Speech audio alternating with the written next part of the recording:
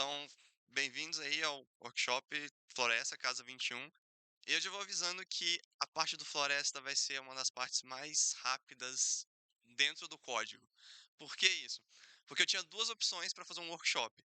Ou eu pegava, eu ia fazer uma coisa simples, usando ele da maneira como ele é feito para ser usado, que é embedando em alguma outra aplicação, ou eu entrava no código e mostrava para vocês o código. Só que eu acho que ninguém aqui quer ver código Rust gigantesco.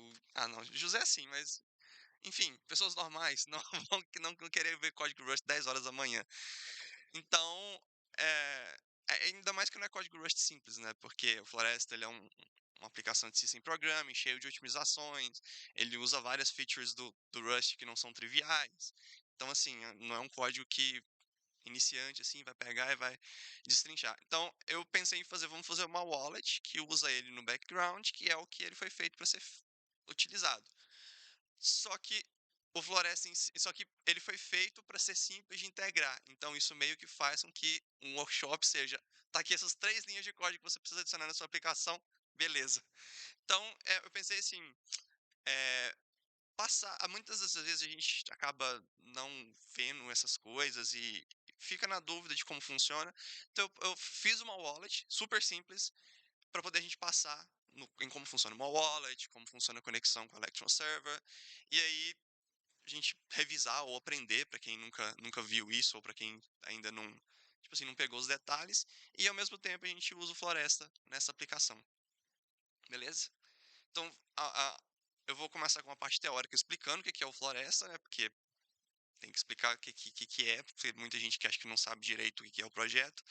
E depois, de uma parte um pouco teórica, a gente vai ter uma parte de código fazendo uma wallet em Python. Porque Python, por dois motivos. Primeiro, que eu queria mostrar que não precisa ser Rust para usar o Floresta. E depois, porque Python geralmente é, é denominador mínimo comum, né? Praticamente todo mundo sabe um pouco de Python. Então, vai ser uma walletzinha simples em Python. No slide vai ter o código. Se vocês quiserem ir copiando e colando nos seus local e testando, vocês podem. Ou se vocês quiserem ir só vendo o código, à medida que eu for passando, e depois pegar o projeto final, tem ele no GitHub também, vocês podem testar.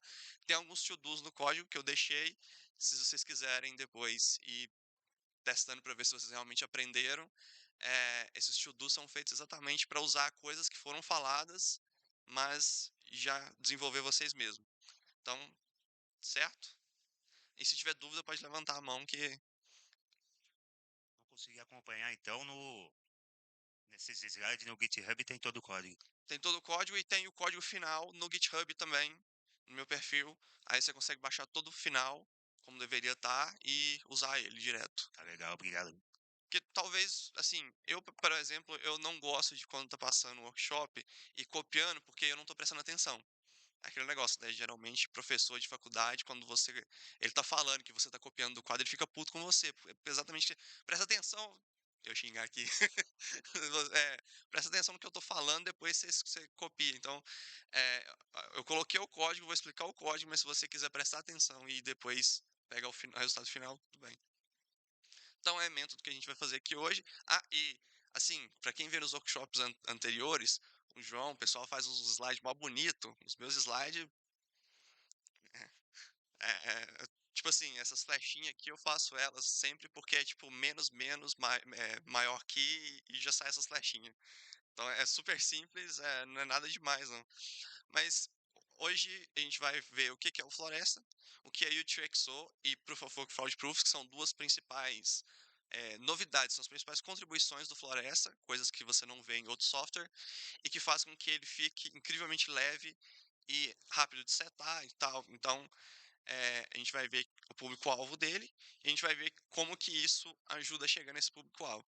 E aí a gente vai ver a lib Floresta D, que é uma lib que basicamente você coloca umas três linhas de código na sua aplicação e você tem um Node rodando na sua aplicação. E ele fica rodando no background, ali no mesmo processo. Quando o seu processo morre, ele também morre. E você consegue chamar ele via um protocolo chamado Electron, e você consegue olhar a balanço da sua carteira, consegue olhar os últimos blocos, consegue, enfim, várias coisas você consegue puxar ali dele rodando no background. E aí a ideia seria, por exemplo, eu sou desenvolvedor de uma wallet mobile. Eu coloco isso na minha wallet mobile e aí o usuário ele não precisa rodar um node na casa dele, colocar Tor e garantir que o node não vai cair e todas aquelas chateação que a gente sabe que tem quando você roda um node em casa. O node estaria no celular rodando. Se a wallet está rodando, o node está rodando. Então seria assim UX perfeita no meu, na minha visão e te dá privacidade. A gente vai ver que tem uma ótima privacidade e tem uma ótima segurança e soberania para o usuário. Então, acho que é uma ótima melhoria. Então, o que é o projeto Floresta? Se você entrar no GitHub, você vai ver que ele tem duas coisas. Ele tem um conjunto de bibliotecas, são várias bibliotecas, cada uma implementa uma parte, por exemplo, tem uma que implementa consenso, tem uma que implementa a parte de networking, tem uma que implementa a parte de Electron. E se você quiser usar direto elas e modificar algumas coisas, por exemplo, modificar um banco de dados, modificar como ele faz I/O, modificar, enfim, você pode reutilizar essas bibliotecas para fazer o seu próprio node. Só que essas bibliotecas elas são meio tipo too much options. Você pode customizar muitas coisas, mas ao mesmo tempo você vai, você para e pensa assim, pô, eu queria só um negócio assim pequenininho ali, integra, pronto. Então, para isso tem o Floresta D, que aí é uma daemon que pega essas libs, transforma ela num node e você consegue usar esse node tanto rodando na linha de comando, você consegue baixar ele, buildar, rodar como um programa normal ou embedar na sua aplicação. E ele é um full node mesmo, e ele consome menos de 1 GB de RAM. Na verdade, ele consome tipo 200 megas de RAM, alguma coisa assim. Dá para otimizar para consumir menos ainda. E, assim, com todas as features, deve usar 2 GB de disco, no máximo. E ele tem a mesma performance se você estiver rodando no SSD de última geração ou no HD de 10 anos. A performance secundária não importa aqui. Tá? Que é bom porque, assim, geralmente a gente que tem um salário de programador não percebe isso, mas se você parar para pensar, um SSD bonzinho é tipo metade de um salário mínimo. Então, o fato de, assim, SSDs não são uma realidade no Brasil. E o fato de a gente conseguir rodar em HDs baratos, que você compra por 100, 200 centavos lá no Mercado Livre, já é bem melhor. E para quem roda na Raspberry, pode rodar só no micro SD mesmo, né? Que não precisa nem de nada extra. Você compra um micro SD de 32 GB para rodar o sistema operacional e já pode rodar o Floresta junto. As vantagens dele é que ele é leve, fácil de usar, cômodo. Roberto, eu não ouvi, mas por que chama floresta? Ah, é porque é uma brincadeirinha com o acumulador. O acumulador do Utrecht. O acumulador do Utrecht é uma Perfect Merkle Forest. Aí eu queria fazer uma brincadeirinha, aí o Calvin me falou assim, você deveria usar um termo em português, porque sou brasileiro e tal.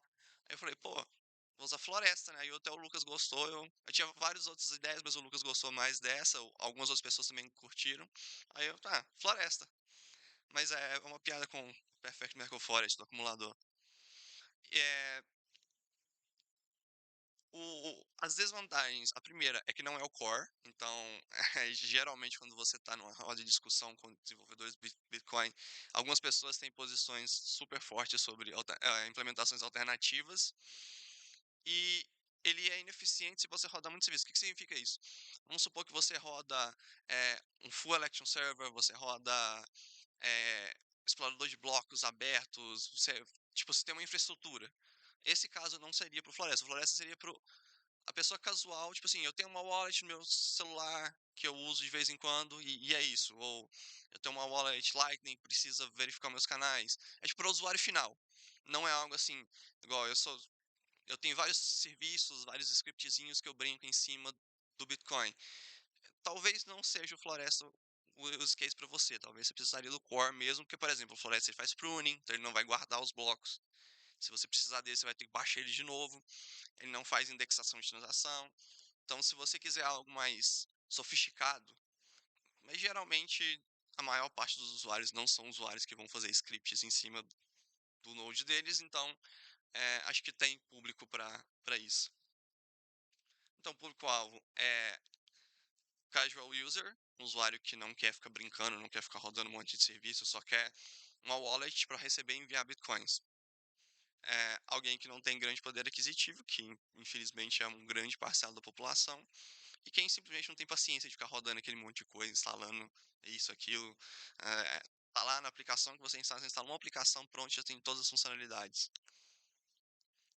Então, para entender as vantagens dele, a gente tem que entender primeiro o que é UTXO. Porque o disco que a gente salva, tipo assim, o disco que a gente não precisa de usar, ele vem de duas coisas. A gente faz pruning, que significa que toda vez que eu baixo um bloco, eu valido ele e eu descarto ele. Eu não preciso guardar ele. Não tem nada que eu faça que requeira os dados daquele bloco. Assim, pensando no caso do user. Então eu posso simplesmente jogar ele fora. Se eu precisar dele de novo por algum motivo, eu posso baixar ele de novo na rede. E o segundo é o UTXO. Então o que é UTXO? Toda transação BTC ela é composta de inputs e outputs. Inputs são moedas que foram criadas, são outputs que foram criadas de uma transação anterior. Isso vai formando um gráfico, né? Tipo assim, essa transação gasta dessa transação, gasta dessa transação, até chegar numa transação que tenha permissão de criar moedas do ar, do nada, que é a Coinbase. Mas tirando isso, toda transação ela gasta moedas que foram criadas anteriormente. E um full node, ele precisa guardar um banco de dados com todas essas moedas que não foram gastas ainda. Se chama UTXO7. UTXO vem de Unspent Transaction Output. O output ainda não gasto. E a transação, ela precisa... quando você vai validar uma transação, o único contexto, ou seja, o único dado que não está na própria transação que você precisa, são os outputs anteriores. E um output, ele tem um valor, a quantidade de satoshis que está sendo que tem naquele output, e ele tem um locking script, que é um desafio que quem conseguir resolver aquele desafio, ele prova que é o dono dele e consegue gastar. Quando você fala, vou assinar uma transação, você está usando a chave pública que estava na UTXO, né, no output, você está usando aquela chave pública a chave privada daquela chave pública para gerar assinatura, para provar que você é o dono dela. E por que isso é importante? Bom, acho que o próximo aqui. Esse banco de dados hoje em dia ele já está chegando em 10 gigas. E não é só 10 gigas. Por quê? Ele é um banco de dados que você está acessando a todo momento. Quando você recebe uma transação, quando você recebe um bloco, você está a todo momento indo e voltando nele. Por isso que a gente, quando roda Node em um HD velho ou alguma coisa assim, ele geralmente tem uma performance ruim. Porque ele está o tempo todo indo e voltando do disco. Então, é um banco de dados que a gente fala I/O intensive. Ele fica toda hora lendo e escrevendo do banco de dados. E, bom, se você coloca um coisa de 10 GB, por exemplo, na flash NAND do seu celular vai virar uma torradeira. Porque ele não foi feito para esse nível de I/O. O UTXO, ele é uma forma de comprimir esse banco de dados e ele comprime muito bem. Ele reduz de 10 GB para menos de 1 KB. Tecnicamente é logarítmico do tamanho de UTXOs. Então, quer dizer que para a gente ter 64 hash daria 2 KB, se eu não me engano. Para você ter 2 KB de UTXO7 pelo UTXO, você precisaria ter, tipo, quadrilhões de UTXOs. É um número absurdo, assim. Acho que ninguém que vai estar vivo quando o Bitcoin adicionar esse número de UTXOs. Então, com o acumulador, a gente consegue reduzir absurdamente o storage e o I/O, porque como ele é 1 KB, isso cabe na cache do processador. Então, você não precisa ficar indo e voltando no disco. Fica na cache ali ou na memória e o trade-off que você tem que fazer, claro, existe um trade-off, é que você precisa baixar provas. Todos os blocos têm uma prova de que aquele output realmente está no acumulador. Essa prova é um trade-off com banda, mas como os blocos já são pequenos e geralmente banda não é tanto um problema, não seria tão ruim assim. Eu acho que faz sentido para quem quiser números. Geralmente o overhead das provas é tipo 50% a 70% em média do tamanho do bloco. Ou seja, se você tem um bloco de 1 megabyte, você vai ter 1.5 ou 1.7 megabytes com as provas. Então esse é o trade-off que você está fazendo. Você baixa um pouquinho mais de dados, só que I/O I/O não, bandwidth é um recurso renovável, ou seja, sempre tem nova bandwidth disponível a cada segundo, e ao mesmo tempo que a quantidade de bandwidth que você gasta é significativamente menor do que a quantidade de I/O que você está gastando no disco, porque operação de indexação de banco de dados é vários back and forth, né? Nesse caso aqui é só seu peer te manda um monte de dados e você baixa aquilo e já fica na memória e já resolve. Então, eu acho que é um trade-off válido, mas existe esse trade-off. E aí, isso resolve o problema do storage e I/O. Só que ainda tem um grande problema quando a gente está falando de nodes, que é o initial block download. Se você já instalou um node na sua vida, você já deve saber que demora um tempo até ele ficar utilizável, né? Que ele está baixando os blocos, todos os blocos, toda a história. E não tem muito para onde correr nesse caso, porque você precisa descobrir qual que é, a gente fala, o estado da rede, que é qual é o melhor bloco, ou seja, qual é o último bloco, e qual que é o UTXO7 da rede. Você precisa saber isso. E não tem nenhum lugar. O UTXO7 a gente fala que ele é algo implícito. Ele não tem nenhum lugar onde você fala qual é o UTXO7. O que você tem são blocos. O UTXO7 você calcula a partir daqueles blocos. Então você precisa fazer esse processo. Senão fica algo confiável, né? Você tem que confiar em alguém. Você pode pedir, tipo, o João mesmo ele roda um serviço que você pode baixar um node pro nado que já vem sincronizado em uma certa altura. Então você pode pular esse processo, mas você está confiando nele. E até então acreditava-se que essa é a única maneira de você garantir que o seu estado é válido na rede, era baixando todos os blocos. Mas será que tem uma maneira de driblar isso? Então depende do trade-off que você considera aceitável. Se você assume que um X% dos hash rate é honesto, onde X pode ser um valor arbitrário, por exemplo, 10%, 5%. Se 5% do hash rate é honesto, ou seja, está seguindo as regras de consenso, você consegue você consegue pular o initial block download de maneira segura. A única maneira de você ser... Porque qual que é o problema que poderia acontecer aqui?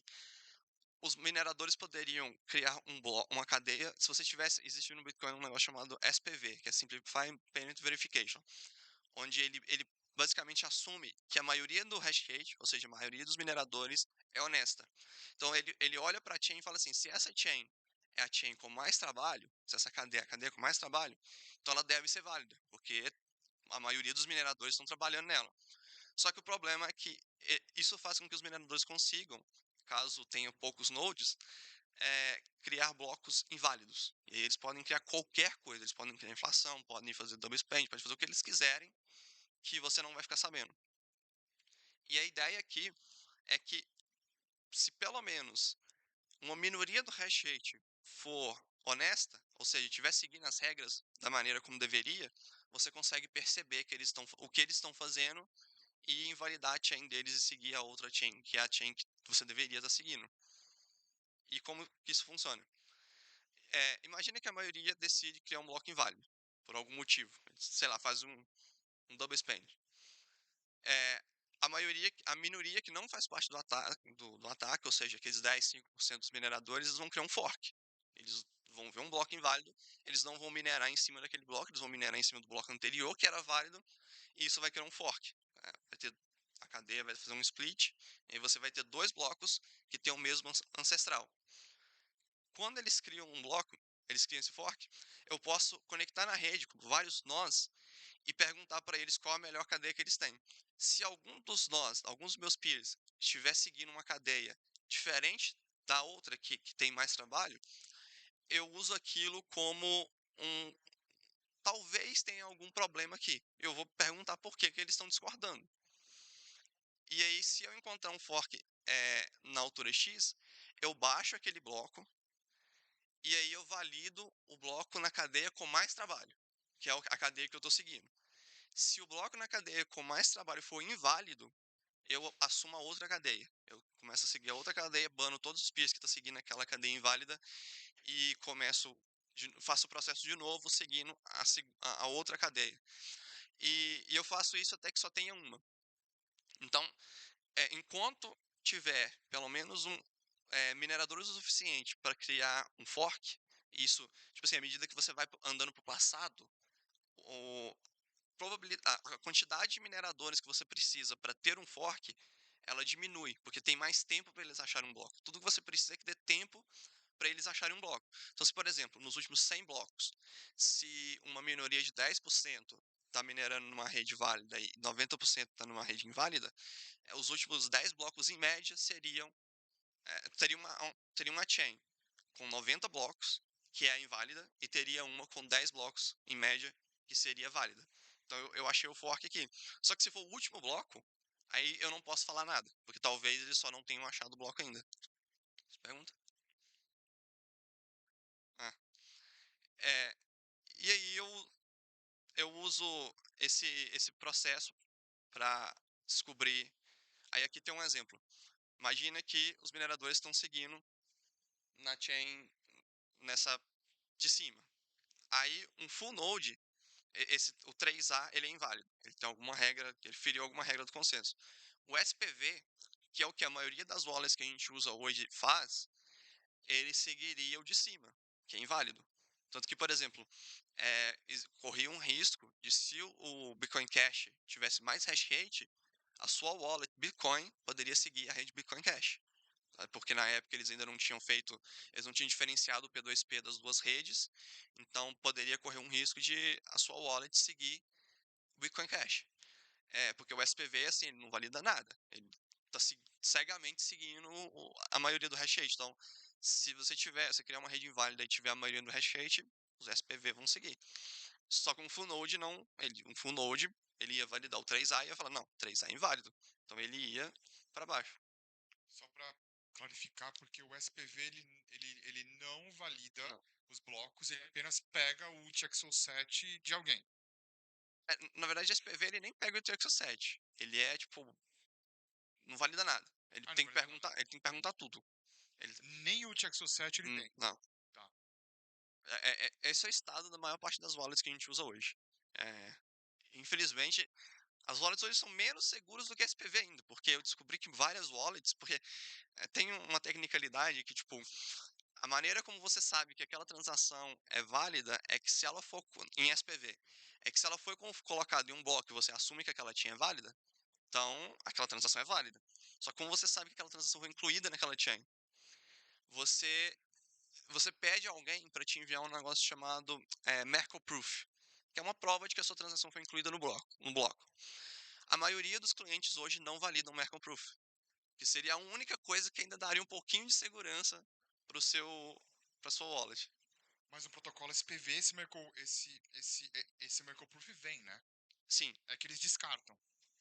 é uma mensagem separada. Se você estiver usando o protocolo Electron, é uma mensagem separada. Eles não mandam essa mensagem.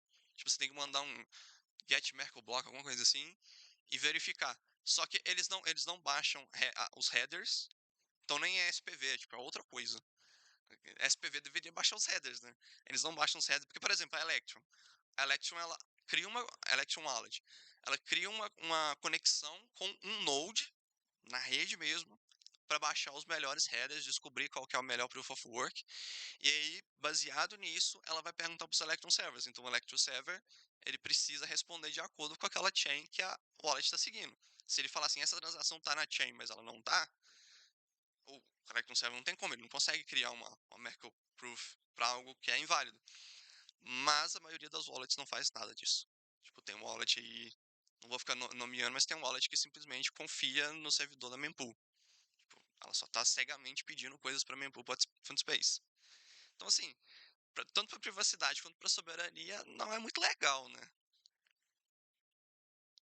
Mas e o TXO7? Porque é um problema, né? Para validar um bloco, você precisa de um TXO7. Imagina só, esse caso aqui. Como que eu valido 3A se eu não tenho o TXO7?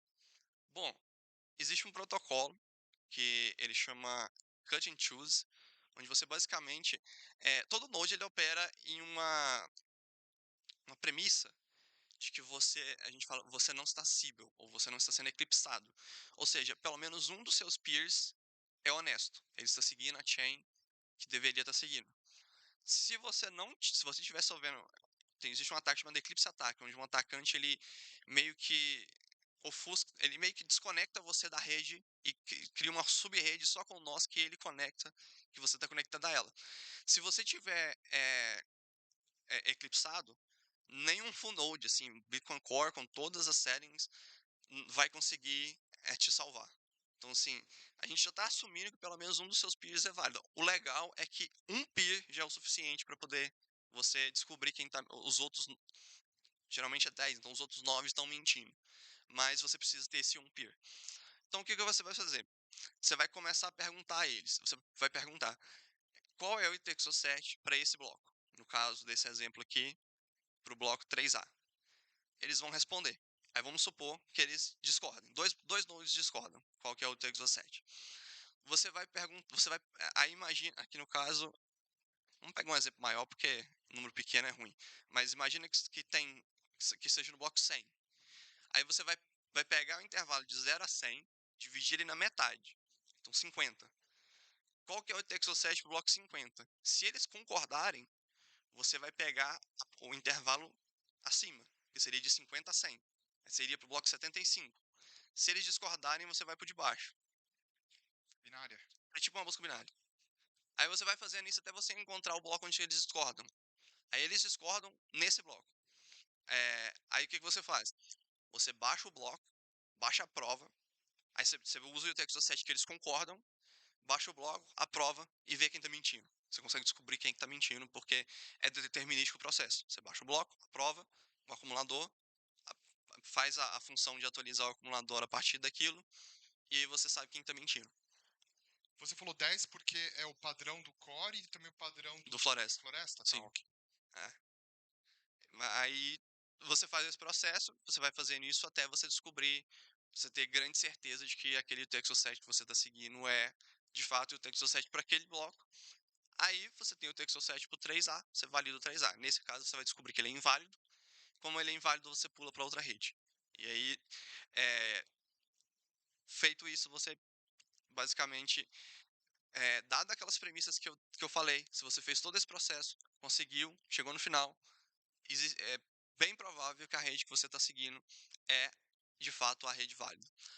E como na maior parte dos casos ninguém vai estar colocando 90% do hash rate para atacar a rede, o processo de sincronização, todo esse código aqui, ele não vai ser usado. É um código engraçado, porque a existência dele garante que ele não vai ser usado. Porque as pessoas sabem que ele está lá, então ninguém vai tentar atacar. Mas como no happy case, né, no caso otimista ali, você não vai precisar fazer nada disso, você vai simplesmente baixar os cabeçalhos, ver que não tem fork, e aí pegar aquela chain ali, e aí você vai fazer o cut and choose para pegar o acumulador para o último bloco. Esse processo ele é basicamente o mesmo tempo que uma wallet SPV demoraria para poder sincronizar. Então, assim, é basicamente o tempo de um SPV para sincronizar. Então, para quem já usou Electron, o tempo que a Electron pega para poder atualizar ali, mas na primeira vez você roda, né? Mas com toda essa segurança a mais, né? Porque espero que tenha ficado claro aqui que ao invés de cegamente confiar na maioria dos mineradores, eu estou sendo bem mais pessimista quanto aos mineradores, e a única maneira que tem deles me atacarem, deles me fazerem aceitar uma chain válida, é tendo uma maioria absurda do hash rate, que é algo assim, quando essa ideia não é minha, né, do Robin Sanson, eu só estou implementando. Quando ele apresentou isso com um grupo de desenvolvedores, um dos desenvolvedores falou assim, se o Bitcoin tiver com 90% do hash rate atacando ele, a gente está fudido. Então, assim, se tiver 90% do hash rate atacando, a gente assim, tudo já quebrou. Não é só o Proof of Work, Fraud Proof que quebrou. Mas agora, 51% já aconteceu na história. Já teve pools que tiveram 51% do hash rate. Então, a gente foi de um cenário possível para a única maneira de você ser inseguro é um cenário apocalíptico. Então, já é uma melhoria grande. Se vocês quiserem ver mais explicadinho, com os detalhes ali, eu escrevi um blog post sobre esse tema no meu blog. Acho que está bem explicado, mas se tiverem feedback de como melhorar. E aí, tá, tem tudo isso. Essas são as maneiras como o Floresta vai ficar mais rápido. Então, quando você instala ele pela primeira vez, ele vai baixar os headers. Você vai ver que é relativamente rápido. Assim, na mainnet, hoje, não muito otimizado, ele vai demorar uns de 5 a 10 minutos para fazer todo esse processo. E aí, depois desses 5 a 10 minutos, tá rodando, tá tudo certo. Não tem que fazer mais nada. E aí, o que é o libfloresta D? Ele é FFI Bindings, ou seja, o Floresta ele é escrito em Rust, mas eu quero chamar ele de Python. Como que eu faço isso? FFI. E aí, você pode pegar essa biblioteca, distribuir junto com a sua aplicação, e aí você utiliza a infraestrutura de Electron Server. Por que eu coloquei especificamente para usar Electron Server? Porque hoje em dia, praticamente toda wallet usa Electron Server. Já é algo assim padrão na indústria. Então, fica pedindo para os wallets implementarem algo novo, geralmente não é. Eles não vão. Você chega, implementa esse back-end completamente diferente aqui, eles não vão. Então, se eu chego e falo assim, você só adiciona essas 3 linhas de código, conecta para esse Electron Server rodando local, e é isso. É mais provável que eles aderam. Então, agora é a parte de a gente ver como funciona, como que integra, como que faz uma wallet, e a gente vai criar, como eu disse, em Python, com um full node integrado, que não precisa de servidores externos ou de servidores terceiros, e tem ótima privacidade e segurança. Todo o seu wallet tracking, de, tipo, seguir o seu balanço, as suas transações, seu histórico, é tudo feito local. Então, assim, você não está dando o sexpub para um servidor, você não está fazendo. A privacidade aqui é ótima, se você roda via Tor, melhor ainda, que eles não conseguem nem saber que você está rodando Bitcoin. Mas se rodar CleanNet também, vai ser um node como qualquer outro, assim. Não vai ter nada de distinguir você ali naquela wallet. Para obter a lib, eu fiz um repositório que chama Floresta FFI, se eu não me engano. Tem um link aí. E aí, dentro dele, vocês vão ver um tar que chama x86-64 Linux, se não me engano. Ele vai ter um arquivo Python e um .so. Eu, eu, eu fiz assim só para vocês não precisarem buildar. Quem tiver o Rust, consegue buildar local também. Ele tem um just file, se você quiser só usar just em Python, ele vai gerar tudo para você. Hã? Não, não. Não, assim, builda aí, pô. Builda aí. Builda from scratch aí. E é isso, se vocês já quiserem ir mexendo, vocês podem criar uma pasta pro workshop, criar uma pasta, eu chamei de source, mas pode ser qualquer coisa. O importante é que dentro dela você tenha o floresta.py e o .so dentro da mesma pasta. Eles precisam especificamente dentro da mesma pasta. A gente está fazendo isso aqui porque isso ainda é super experimental, mas a ideia é que no futuro isso vai ser tipo um pip package, né? Você instala Floresta D, pip install Floresta D e já vem tudo ali instalado para você. O negócio é que eu fiz isso especificamente para esse workshop porque a API ainda não está fechada e eu ainda estou aprendendo como fazer essas coisas mais bonitinho. Então a primeira coisa que a gente tem que fazer é criar a wallet em si. Para isso eu vou usar a Mbit, que é a mesma que a Crux usa. A Crux e a Spectre UI usa. É uma lib em Python para wallet, ela é bem legal. Assim, para fazer experimentaçãozinhas pequenas, acho que é uma das melhores. E aí tem uns imports, né? A gente tem que importar as paradinhas. Aí o arquivo wallet.py, quando a gente estiver mexendo no arquivo, vocês vão ver que vai estar entre parênteses em cima qual arquivo a gente está mexendo. Não está em todos os slides, mas geralmente quando troca assim, vai ter em wallet, vai ter o arquivo que a gente está mexendo. Depois que a gente fez o import, a gente vai definir uma classe wallet. E aí, o que é uma wallet BTC? O que vocês acham que uma wallet precisa fazer? Ela tem que conter os seus endereços, né, um saldo seu e ser possível de botar transações na mempool, né, validar transações. O validar transação. Mas Seria sim. mais um node, né, validar. Mas sim, ela precisa. Basicamente, A wallet ela tem duas funções. Ela é um chaveiro, ou seja, ela guarda chaves públicas e privadas. Essas chaves serão utilizadas para criar o seu endereço, né? Porque o endereço nada mais é que uma representação da sua chave, no final das contas. E ela precisa guardar as suas moedas. Lembra lá daquele slide sobre os outputs das transações? Aquilo lá, geralmente, o pessoal chama de moedas, para fazer uma analogia mesmo com moeda física. Essas moedas que você... O seu balanço, ele está todo em outputs, está todo em UTXOs. Então, o que você precisa guardar são as suas UTXOs, porque quando você vai gastar, você fala, eu quero gastar um determinado dessas UTXOs. Então, você fala, estou gastando essas UTXOs e criando essas outras aqui, que são seu pagamento. Então, vamos supor que eu quero mandar alguns BTCs para o José, eu vou pegar as minhas UTXOs da minha wallet, vou utilizar elas para fazer o funding da minha transação, e aí eu crio um output pagando o José, então vou colocar ali a chave pública do José, e se tiver um excesso nos inputs, porque os inputs eles só podem ser gastos uma vez, você não pode gastar metade de um input, você tem que gastar tudo. Então se tiver uma diferença, tipo assim, eu coloquei 2 BTC de input, mas eu só tenho que pagar um BTC pro José. Aí eu vou criar um segundo output que paga para um endereço que eu controlo, que se chama troco, né? É simplesmente o troco, tá devolvendo para mim. Então eu tenho uma lista de moedas, eu tenho uma lista de transações para poder mostrar para o usuário se ele quiser ver as transações. Não é estritamente necessário, mas geralmente o usuário gosta de ver o histórico, então você consegue ver o histórico.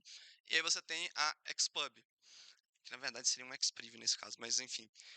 É uma wallet. Hoje em dia, ela tem um negócio chamado Wallet Hierarchical Deterministic. O que é isso? Antigamente você tinha que... Toda chave pública precisa de uma chave privada. E essa chave privada você precisa guardar ela. Se você perder ela, você perdeu seus bitcoins. Você não tem acesso mais a ele. Antigamente você gerava uma chave privada para cada endereço que você gerava. Assim, era totalmente aleatório. Então, se você tinha que guardar um arquivo do core chamado wallet.dat. Se você perdesse esse arquivo, você perdeu seu dinheiro. Era um saco, porque a cada transação que você criava uma nova... você criava uma nova chave privada. Quando você criava uma chave privada, você tinha que guardar o arquivo. Então, a cada BTC que você recebia, você tinha que fazer backup do arquivo. Se você não fizesse backup do arquivo, você só poderia recuperar as moedas que você recebeu até a última vez que você tinha recebido. Para resolver isso, veio as wallets hierárquicas deterministas, que você tem uma seed, que é uma chave privada. A partir dessa seed, você consegue derivar outras chaves. Então, se você tem a seed, é um processo determinístico, ou seja, se você tem a seed, você sempre vai conseguir gerar todas as outras chaves privadas. Então, tudo que você precisa guardar é uma chave privada só, que é a seed. Hoje em dia é ainda mais fácil, porque a gente tem os mnemônicos, que são as famosas 12 ou 24 palavras que a gente salva. O mnemônico ele é simplesmente uma maneira de representar a seed. Geralmente o pessoal chama mnemônico de seed, é errado, mas não importa. Mas a seed é um númerozão, 128 ou 256 bits, que vai ser usado para gerar os seus endereços, suas chaves. E aí é um processo determinístico, então significa que eu salvei o meu mnemônico, independente de qual wallet eu recupero, eu vou conseguir gerar exatamente os mesmos endereços e, portanto, vou conseguir gastar as minhas moedas e tudo mais. Já que você se corrigiu que lá é Xpriv, você não manda pra minha chave pública, você manda pro hash da minha chave pública. Sim. É. Depende do endereço, na verdade, né? Sim. É muito legado, pô. Mas Taproot você paga por uma chave pública. Ah, é. Não é a sua chave pública, porque tem o Tweak, Sim, né? é uma chave pública. E aí, a gente tem esses dois índices. Internal e external. Alguém sabe qual que é a diferença de internal com external keychain? Vocês nunca ouviram esse termo, não? Dentro da wallet, você tem as chaves, você tem os endereços que são usados para receber. Então, assim, é um endereço que eu vou mandar para você se eu for receber moedas, se eu for receber BTC, e eu tenho os usados para troco, que são diferentes. E aí, internal keychain são os endereços para troco, e external keychain são os endereços que eu vou entregar para alguém, para esse alguém mandar para mim. As wallets geralmente mantêm isso separado. E aí eu tenho um index porque na wallet hierárquica determinate, eu vou pegando eles sequenciais. Então eu derivo o endereço 0, endereço 1, endereço 2. Então se eu não manter um index, tipo assim, eu sempre derivo no o mesmo endereço, tipo, sempre endereço 0. Eu sempre vou pegar o mesmo endereço, então eu vou reusar endereços, né, que é uma prática. Então eu mantenho um tracking de qual é o último endereço que eu gerei e entreguei para o usuário, exatamente porque quando ele pedir um outro, aí eu vou gerar um novo endereço e não um endereço que eu tinha entregado para ele.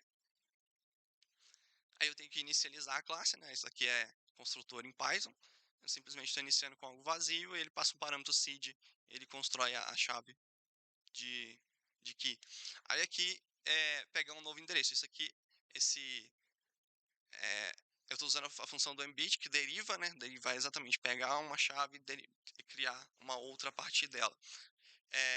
E aí vocês têm essa stringzinha estranha, FM84, isso se chama derivation path, porque a ideia é que você consegue representar várias wallets, tipo, vários contextos diferentes dentro da mesma seed. Então eu posso usar a mesma seed, por exemplo, em várias moedas, eu posso usar a mesma seed em várias carteiras, posso criar várias contas, essas contas têm tipos de endereço diferente, então cada índicezinho desse, ele tem um significado e eu posso mudar esses valores. Tipo assim, isso é convenção, não tem nada na matemática das wallets hierárquicas determinist que mande usar isso aqui, mas é uma convenção porque aí você consegue recuperar isso em qualquer outra carteira. Se eu tenho uma carteira que sabe falar BIP84, por exemplo, ela vai conseguir recuperar isso aqui. BIP84 é o Page Witness Public Hash, que são os endereços BC1Q. E aí o M significa que eu estou startando da chave mestre, que é a chave global de toda a carteira. Aí 84, eles são propósito, moeda, conta e change. Então vamos por parte. Propósito. Qual tipo de endereço vai ser gerado com essa carteira? Ele geralmente é o BIP. BIP é o Bitcoin Improvement Proposal, é um documento técnico especificando alguma coisa em BTC. Então, quando você usa o número da BIP, é porque aquela BIP falou, para você utilizar Page to Witness Public Hash, que são os endereços BC1Q, você vai usar esse Derivation Path. Então, foi a BIP 84 que fez isso. Então, se você quiser usar Page to Public Hash, que é os endereços do tipo 1, aí você é 40 e alguma coisa, 44. Aí seria M44. Aí, nesse caso aqui, eu estou usando 84 porque essa wallet aqui ela é Segwit nativa. E aí o segundo, que é o 1, ele é network. Se fosse BTC mainnet seria 0, mas aqui a gente está fazendo uma wallet para uma testnet, então é 1.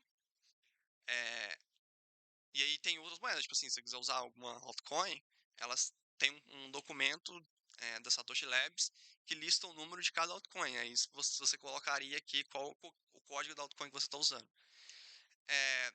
Aí depois você tem conta, você poderia criar várias contas, por exemplo, a Samurai e a Sparrow, que tem o CoinJoin, eles têm pré-mix, post-mix e a normal.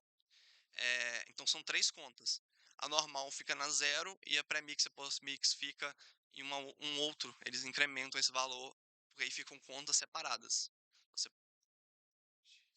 Então tá um pouco fresco, mas não é network, é tipo de moeda. Sim, é coin, né? Coin. É porque aí entraria exatamente as altcoins, né? E aí, por fim, o último 0 é se é change or not. Tipo, se é troco ou não. Se não for troco, é 0. Se for troco, é 1. E aí seria a diferença entre a internal keychain e a external keychain. E aí, por fim, o índice do endereço que eu estou usando. Me dá o primeiro endereço, o segundo endereço, o terceiro endereço, e assim por diante. Uma curiosidade, esse tiquezinho que tem, ele não está aí à toa, não. Ele tem um significado. Isso significa Hardnet Derivation Path. Geralmente, quando você tem a sua Xpub, você consegue derivar outras chaves públicas a partir da Xpub, né? Quando você tem uma wallet watch only, ou quando você está na hardware wallet, por exemplo, ela te dá um Xpub, você a partir dessa Xpub em um software online, você vai derivar. Só que se for hardware, ele usa chave privada no processo de derivação, então você não consegue derivar a partir de uma Xpub a próxima. E a ideia é que você não derivaria, não usaria a sua chave mestra, a sua massa xpub, para derivar essas coisas. Então, quando você recebe uma xpub, a gente fala que ela está account level, que significa que eu derivei o 84, o 1, o 0, eu tô exatamente, tipo assim, no primeiro zero tick. Então, quando eu entrego isso para a wallet, ela vai derivar o último zero e vai inicializar a partir dali. Então, a gente fala account level exatamente porque eu já derivei até o account, que é propósito, coin type, account. Eu já derivei esses três. Falta o change. Então, essa é a xpub que você pega. Você não pega a master xpub. A master xpub, ela na verdade seria inútil, porque você não conseguiria derivar nada a partir dela. O 1 depois do 84, então, é testnet. Testnet. Se fosse 0, era Aí seria mainnet, exatamente. outros meus altcoins. Altcoins, sim. Já tá em, tipo, 20 mil e alguma coisa.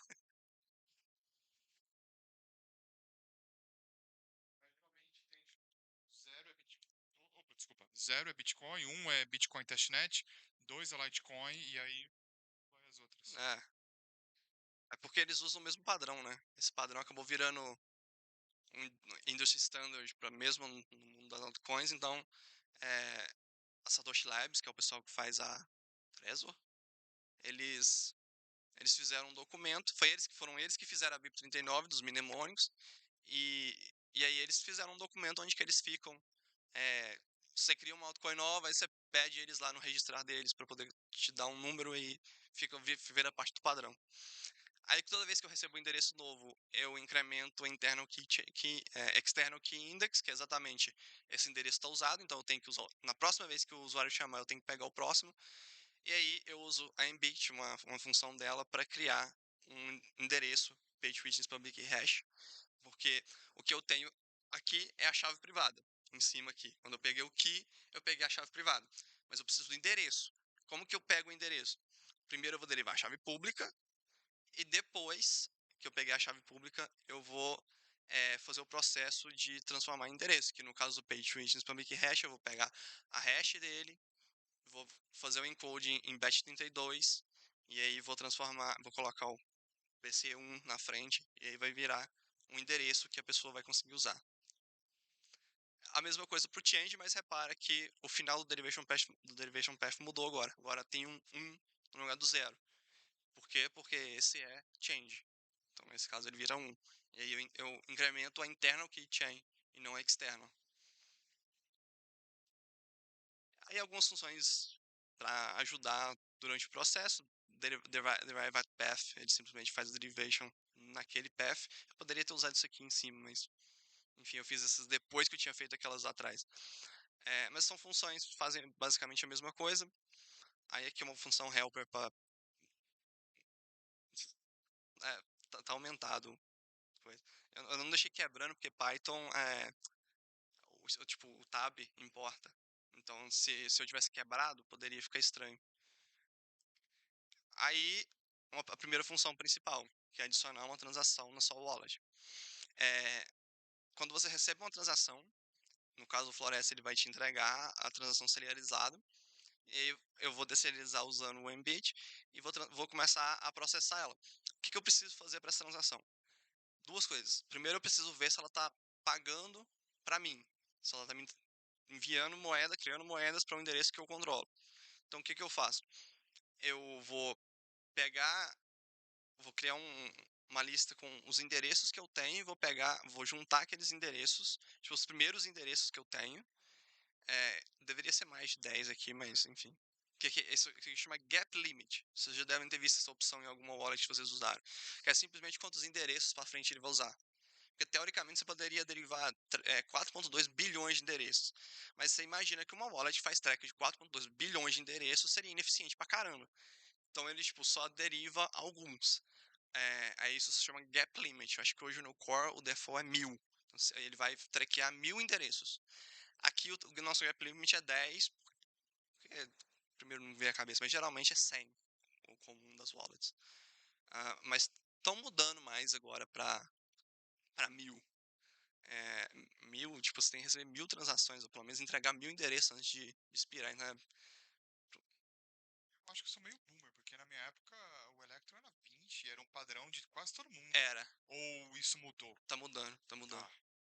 Tá mudando agora. É que 20 é muito pouco, cara. Os usuários tinham que em algum momento. Aí, tipo, todo repositório tinha lá, por que eu não tô vendo minha transação? Só aumentou o gap limit. Gap o quê? Aí, pra poder resolver isso, pessoal.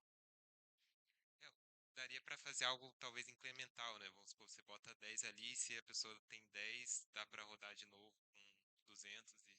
Sim, auto-incrementar o gap limit, sim. Sim, é possível. Você estourou o gap limit, então eu vou aumentar. Então, uns extra endereços ali. Sim, poderia ser feito. Aí eu vou passar por cada TX out, ou seja, todos os outputs que aquela transação está criando, e vou olhar o script PubKey dele, vou recuperar o endereço para aquele script PubKey, porque eu preciso de endereços, e aí eu vou ver se aquele endereço, o endereço que está sendo pago naquele output, está na lista de endereços que eu criei no slide anterior, então é uma transação para mim, é uma transação para o endereço que eu tenho controle. Então, nesse caso, eu vou adicionar a transação para a lista de transações que me pertencem e vou adicionar aquele output como sendo meu. Aí eu vou salvar algumas informações que vão ser úteis na hora que eu for criar transação. Vou salvar qual o índice daquele output dentro da lista de outputs daquela transação. Esse chama vout. Vou salvar o ID daquela transação. Vou salvar qual o index do endereço que eu usei para poder eu saber qual chave privada usar. E aí depois, a segunda coisa que eu tenho que ver, essa transação, ela gasta moedas que eu tenho? Então foi uma transação que o meu usuário enviou? Se for uma transação, aí eu vou olhar por a cada input daquela transação. Se se tiver alguma moeda na minha lista de moedas que é o output daquela é um input daquela transação, então aquela moeda foi gasta. Então eu vou remover ela da minha lista de coins, porque ela já foi gasta, não posso gastar de novo a mesma moeda. Então fiz isso, agora eu posso adicionar moedas, posso adicionar transações na minha carteira. Se eu passar uma transação para ela que está pagando para algum endereço meu, ou está gastando alguma moeda que eu tinha, ela vai atualizar de acordo. Aí eu vou colocar uma função que retorna o meu balanço. Como que eu descubro o balanço? O Bitcoin não é baseado em conta, então não tem um lugar assim que fala, seu balanço é X. É, o seu balanço é simplesmente a soma de todos os UTXOs que você tem. Então você pega todos os outputs que você tem, soma eles, o valor de cada um deles, esse é o seu balanço. E é exatamente o que eu estou fazendo aí. Estou iterando para todos os outputs que eu tenho, pegando o valor deles, somando, e aí esse é o meu balanço final. Uma função para retornar as moedas, num formato comum que vocês já devem ter visto, que é Transaction ID, vout. É um formato comum de se ver, principalmente quando você vê em Block Explorer. Eles costumam mostrar assim. Uma função para retornar as transações, são os getters para a gente usar depois. E aí a segunda função grande que tem na nossa wallet, que é a função pay, que eu acho interessante, que é a função para pagar alguém. Essa função ela vai pegar um address, um amount e o fee está hard-coded. Ficou como to-do, se vocês quiserem fazer, estimar o fee, que é um rabbit hole bem interessante, que você entende bastante como a transação funciona. No caso aqui da hard-codedzão. E aí eu crio uma transação, esse transaction, fecha parênteses, é construtor da classe transaction do Mbit, que eu estou criando uma transação vazia. É uma transação que não tem nada, não paga para ninguém, transação inválida. Aí eu listo os inputs que eu vou usar. O budget é uma variável auxiliar que eu vou usar para... É basicamente a soma dos meus inputs. Quanto que eu tenho de todos os meus inputs somados. E as keys são as chaves privadas que eu vou usar para assinar depois. E amount with fee é o amount que eu quero pagar, mais os fees que eu vou pagar. Aí, primeira coisa, eu vou fazer o que a gente chama de coin selection. O que é coin selection? Quando eu vou pagar, eu tenho que escolher quais UTXOs eu vou gastar. Então, o que eu vou fazer é, eu vou olhar a minha lista de UTXOs e vou buscar UTXOs até eu conseguir fechar o meu amount with fee, que seria o que eu estou gastando. E aí eu estou usando FIFO, né, que é tipo first in, first out. Primeiro output que você tem, ele vai ser gasto. é um dos piores algoritmos que tem. Existem algoritmos mais sofisticados para fazerem isso. Se vocês quiserem buscar sobre coin selection, acho que o Bitcoin Ops tem uns artigos legais sobre. Mas é outro rabbit hole interessantíssimo.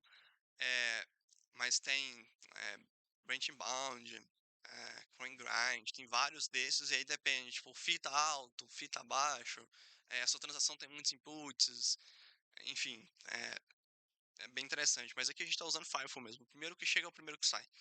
E aí eu vou passando por eles, é um algoritmo que a gente chama de algoritmo greedy, né?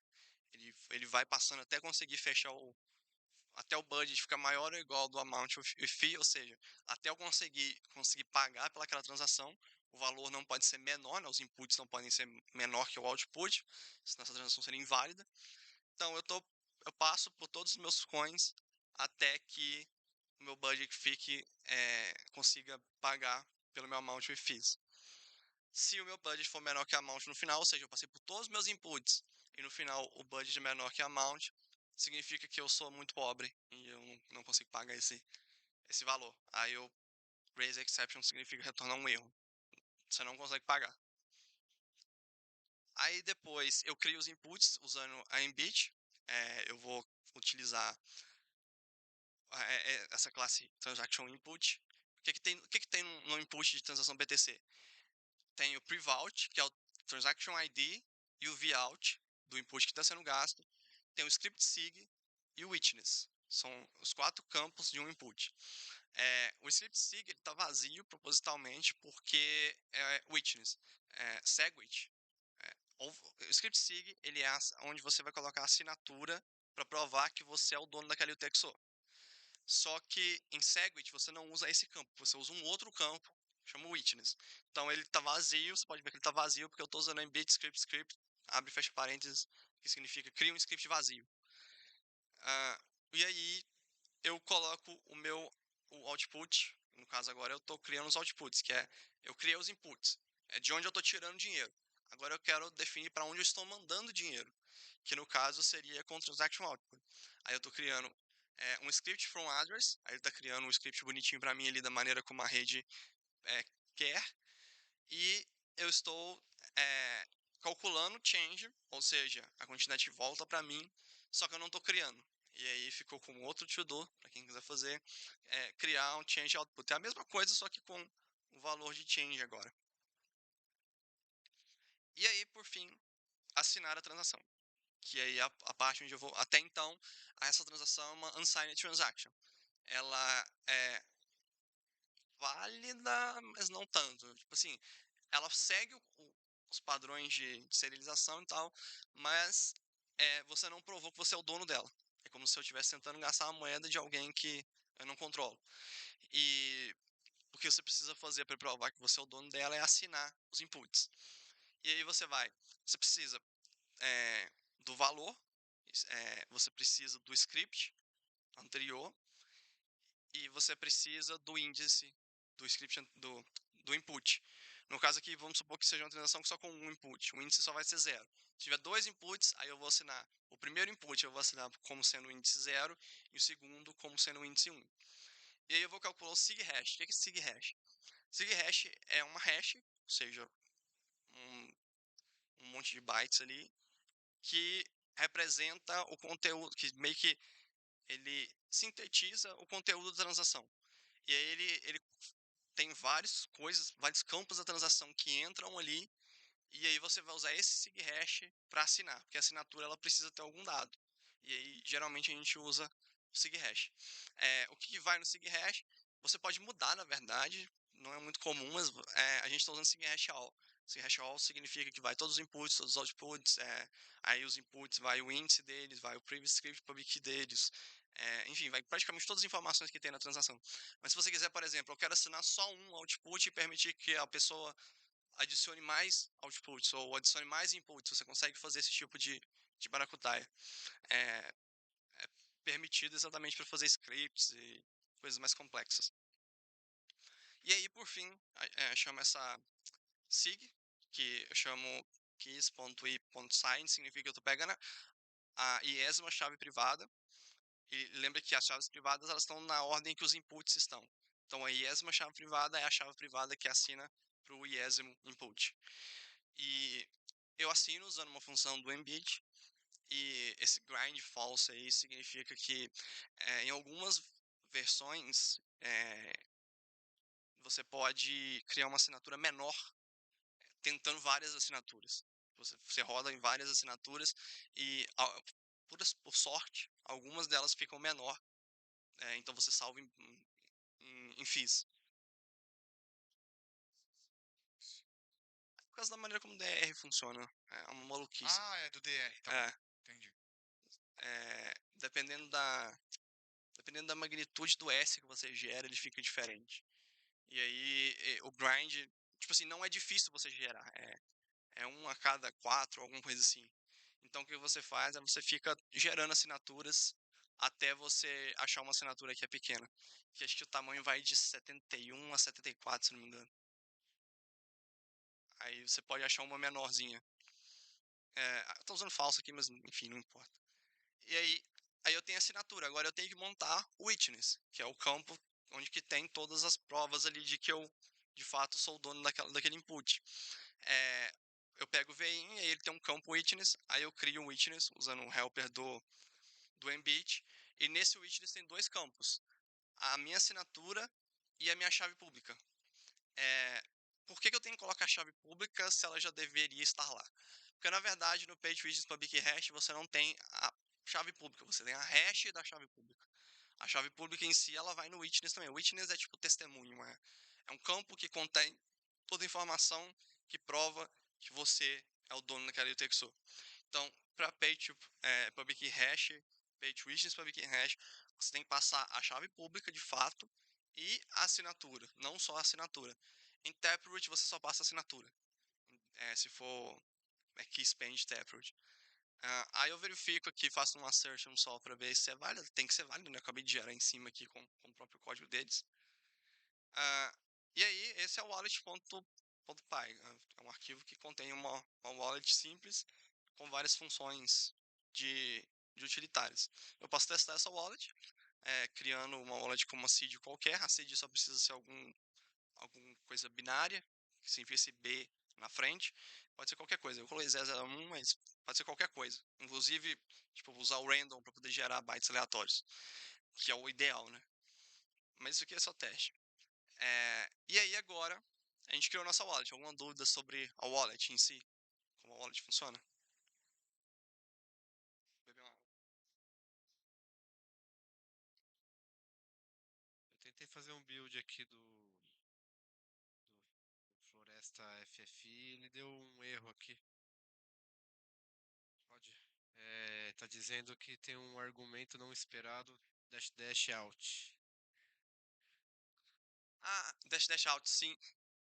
Tira tira isso aí. Acho que esse Justify eu não atualizei. Tira esse dash out Não. do Just. Ah, é um arquivo de configuração. O Justify eu acho que é out tier. Só que você pode tirar ele vai gerar em source.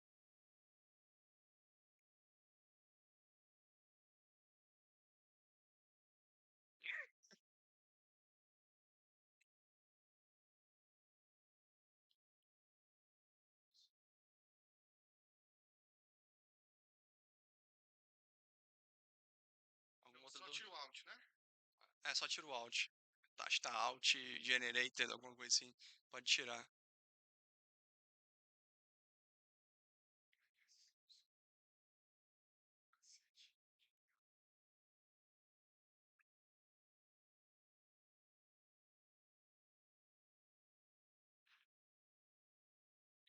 Tá vendo? Eu rodei exatamente que nem do Justify, só que sem o out. Vê se vai agora. Acho que eu tenho que atualizar esse Justify.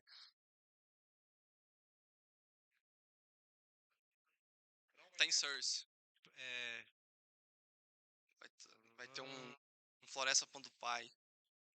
Não. Deu um warning unable to autoformat floresta.py using YAP.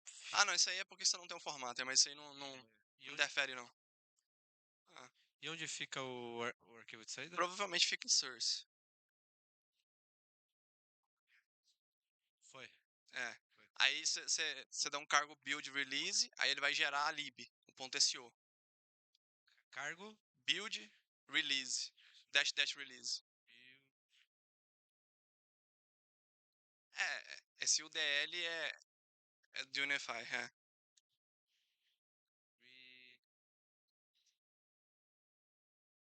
Interessante, cara, muito legal. Eu achava que ia ser mais difícil. Tentei agora, né? Eu tinha visto no. Falar aqui no coisa, ele perguntou como que é a experiência com o Unify, que é a lib que eu tô usando para gerar esses bindings. Eu tinha conhecido ele por causa do BDK, que eles estão usando, e eu tentei usar assim. No começo eu apanhei um pouco pro DL e tal, mas tá super de boa e eu já consegui rodar no Android usando os binding Kotlin deles. O Python tá funcionando direitinho. Eu gostei. Se você, se você tem interesse em mexer com FFI para Python e tudo mais e se aprofundar no Uni FFI, vale a pena você participar das Language Bindings calls do BDK. Do BDK, aham. E tá rolando agora, acho que é toda uma terça a cada 2 semanas, às 2 da tarde. Uhum. Vou Aprendi tentar. muito sobre bindings e UniFFI só de ficar lá observando as coisas. Uhum.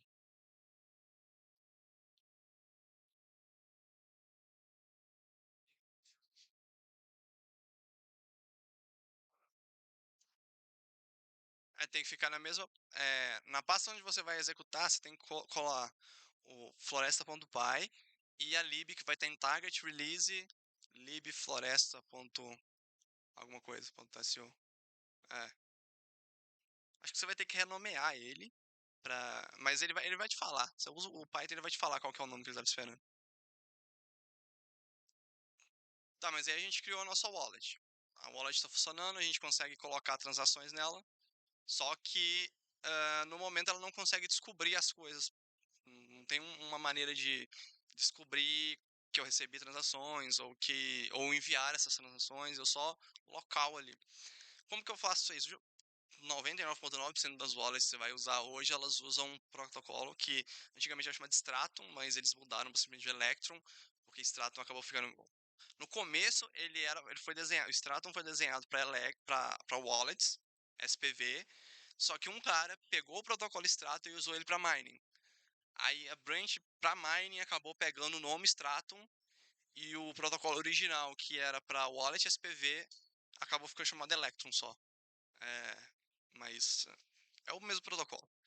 E você precisa de. Ele é bem simples, é só um JSON RPC simplesão.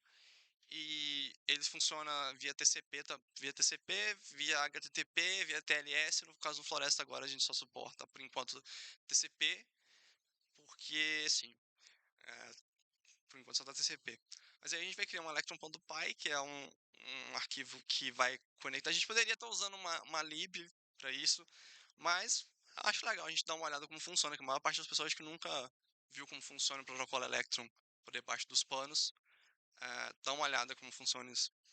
A classe que a gente vai usar, teve os imports, né? E aí a classe que a gente vai usar é essa Electron Proxy. Ela vai usar um transporte, que é simplesmente um socket. E tem esse IO lock que vocês vão ver para que ele serve mais na frente. Mas a gente vai criar um socket simplesmente e conectar. Se você estiver usando a lib, ele vai estar rodando em localhost 50.001. 50.001 é a porta default para Electron sem SSL. E ele vai estar rodando no localhost.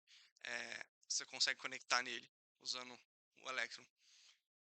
E aí tem uma função gambiarrada aqui para poder ler uma linha, porque no protocolo Electron a definição é: enquanto você não tiver um line feed, né, o /n ou o enter, você tem que continuar lendo. Aí eu não achei uma função fácil para poder fazer isso, então eu fiz caractere a caractere mesmo, foda-se. Mas se estiver implementando alguma coisa mais séria, talvez você não queira usar isso aqui.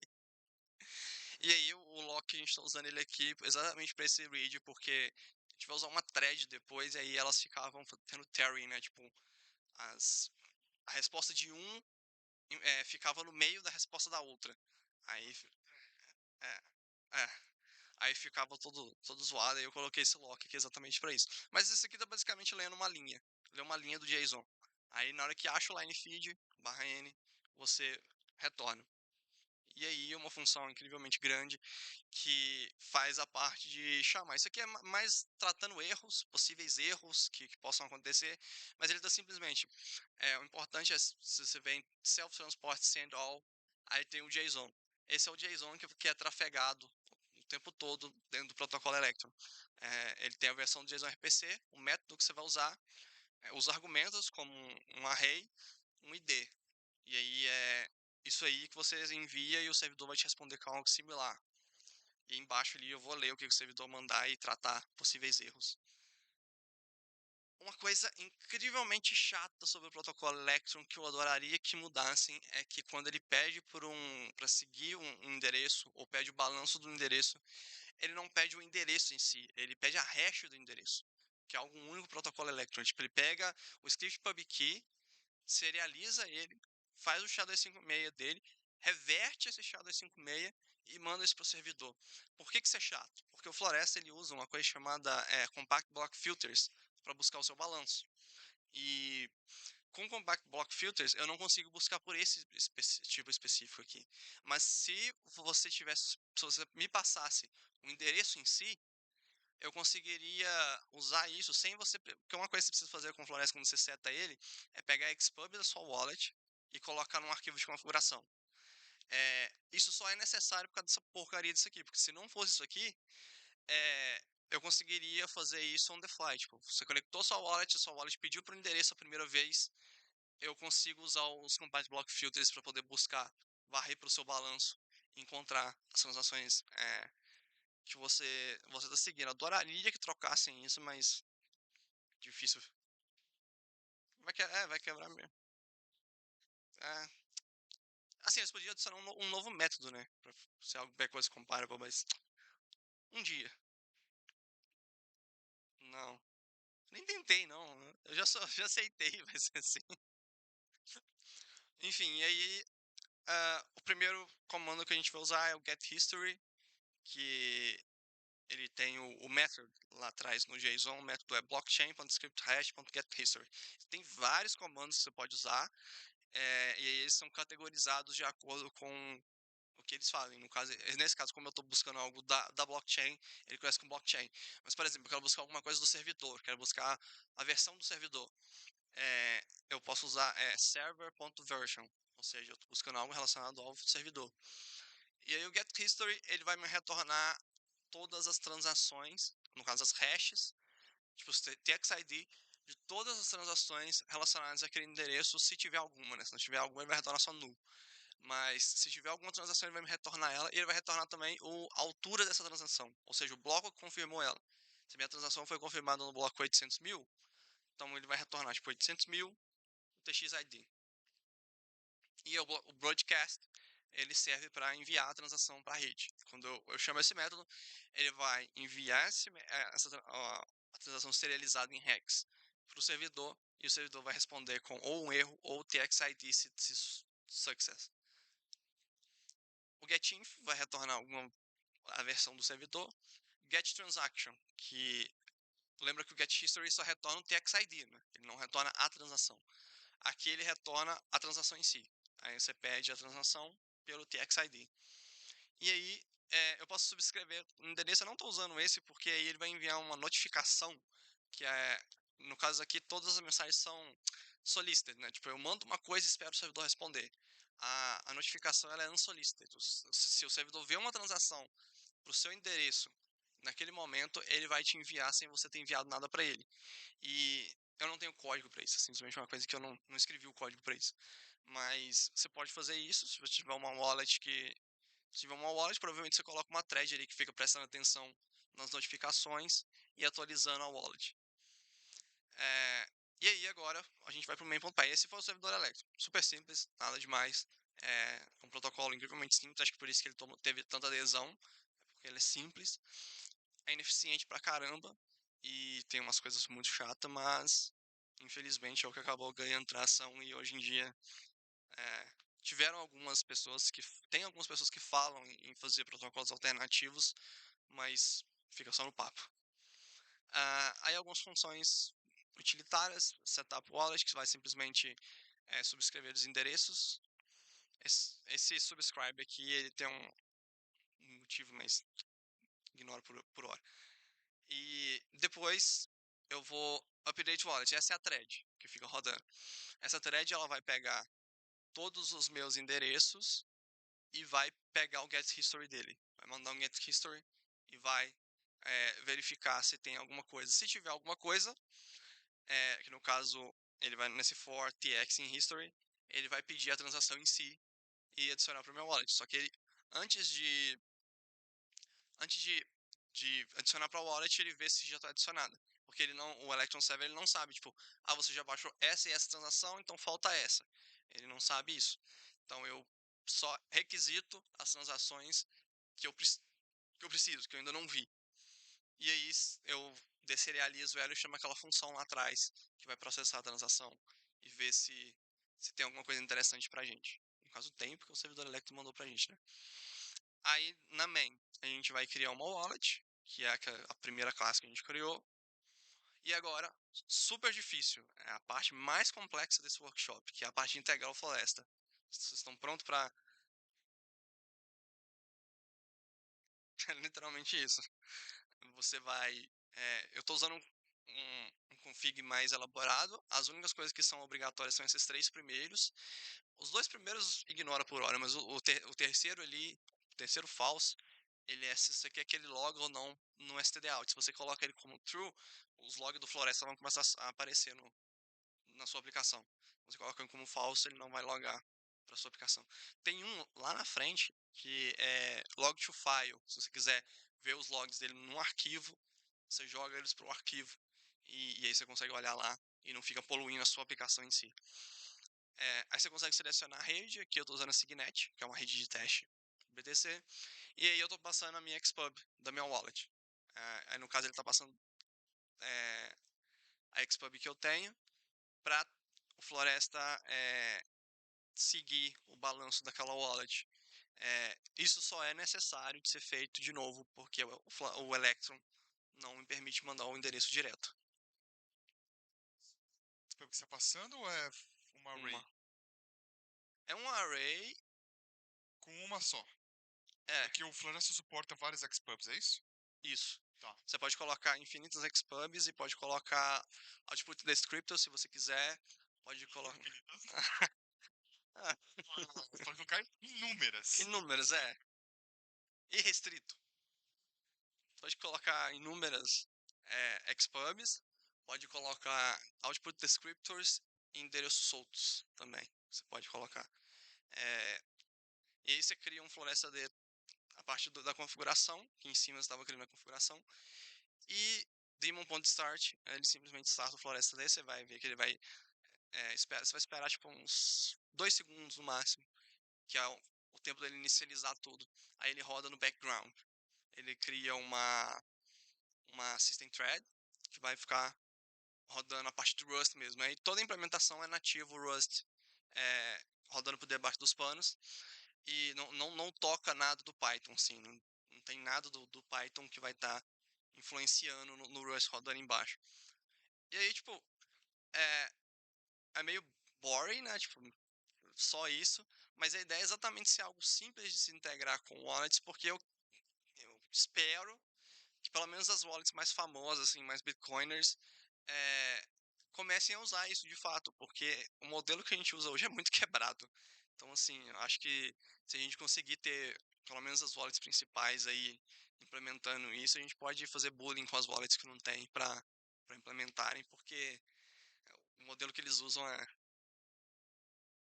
Os wallets, você está dizendo os coordenadores que o pessoal usa em desktop, isso. No caso, hardware wallet não seria. então por isso que foi meio confuso pra mim. Não.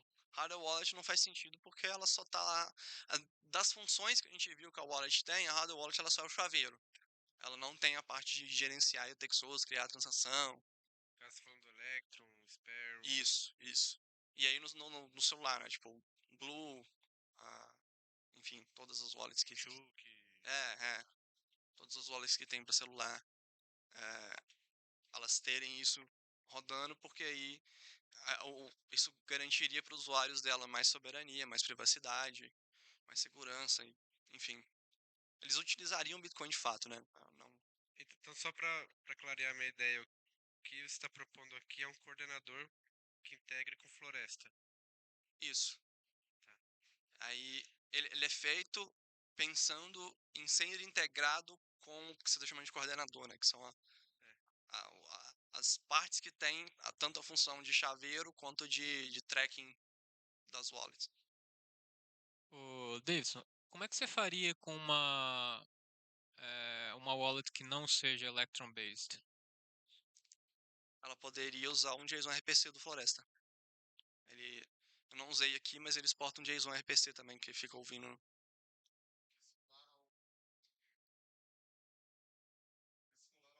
Core. Existem algumas minor differences, mas em maioria É tenta. espelhado. É. Ok, ok.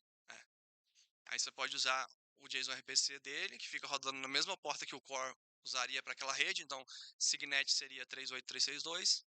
E você consegue conectar, consegue adicionar, remover xpubs, enfim. Você consegue pegar.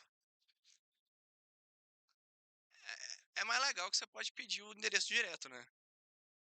Então, seria até melhor. Eu foquei no Electron porque a maior parte das wallets já tem Electron. Mas se você quiser dropar o Electron e usar o JSON RPC também, seria até melhor. Aí você não precisaria, por exemplo, colocar Xpub na hora que você inicia ele pela primeira vez. Você poderia só pedir. Você poderia adicionar essa Xpub depois ou adicionar só endereços soltos se você quiser também. Enfim, você poderia fazer isso assíncrono, né? Não seria tipo, inicializou, coloca isso. E aí a gente vai criar um Electron Server, aquele proxy lá que a gente criou. Vai criar a thread que fica prestando atenção na nossa wallet. E aí a parte de UX, que é simplesmente o inquiry, que é tipo um negócio que ele mostra umas opçõezinhas, aí você pode selecionar um comando que você quer e aí ele vai rodar, dependendo do que você colocou. Você send, ele vai perguntar qual endereço você quer mandar, qual amount você quer mandar. E aí ele vai criar a transação e vai fazer o broadcast dela para a rede e vai te devolver o TXID. Aí tem o receive, que vai te dar um endereço, tem o balance, que vai te dar o seu balanço, tem o coins, que vai te dar a lista das suas moedas que você tem, e tem o quit. Aí é uma coisa que você tem que fazer quando você fecha o floresta é fazer um stop, porque se você só matar ele, pode ser que corrompa o disco dele, tipo, o estado dele, porque ele guarda algumas coisas. Então é bom fazer um clean shutdown, mas não é não é 100% garantido que ele vai corromper, mas é melhor fazer o clean shutdown anyways. E aí chama main e é tipo basicamente isso. Se tiver alguma dúvida e se vocês quiserem voltar nos to-dos lá e implementar, agora é a parte social. Mas pode. Tchau pro pessoal que tá assistindo depois. Obrigado por assistir. Like, subscribe.